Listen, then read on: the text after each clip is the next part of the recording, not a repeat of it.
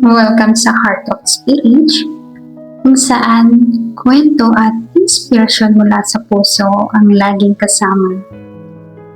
Sa panahon ngayon, madalas iniisip natin na para makatulong o makapagbigay ng saya, kailangan malaki o bongga ang gagawin.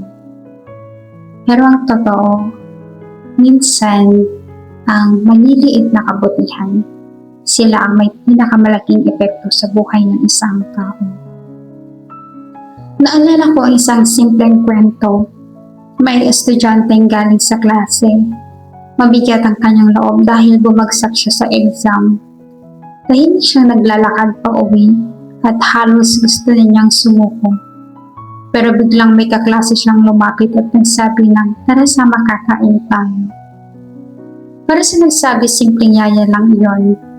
Pero para sa estudyanteng halos mawala ng pag-asa, malaking bagay na may nag-abot ng oras at ngiti sa kanya.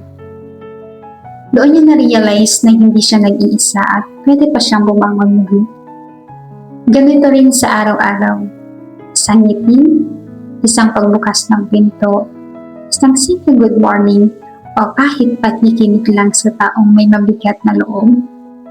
Maliit lang para sa atin pero baka iyon na ang magbigay ng lakas at pag-asa sa iba. Ano bang magandang bunga kapag marunong tayong gumawa ng simpleng kabutihan? Una, nagiging payapa ang puso. May kakaibang ginhawa kapag alam mong nakatulong ka kahit sa maliit na paraan. Ikalawa, nagkakaroon tayo ng connection.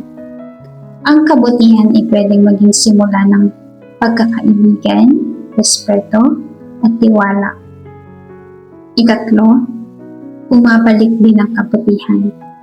Maaari hindi agad, pero darating ang araw na mararamdaman mo rin ang kampi ng kabutihan. At higit sa lahat, nagiging inspirasyon ka. Kapag di nakakita ng ginawa mong kabutihan, baka sila rin ay mahikayat na gawin ito. Parang chain reaction na kumakalat. Kaya ating tandaan, hindi nasusukat sa laki ang kabutihan. Yung maliit na gawa basta galing sa puso, kaya magbago ng pananaw, ng damdamin at minsan pati ng buhay ng tao.